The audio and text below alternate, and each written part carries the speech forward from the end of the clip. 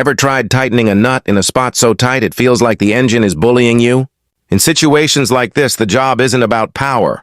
It's about patience. When a nut sits in a cramped corner like this, you can only move the wrench a few degrees at a time, slow, tiny turns, making sure the thread lines up perfectly so you don't strip it or damage the gasket.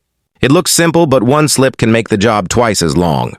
This is why mechanics always say, tight spaces teach real technique.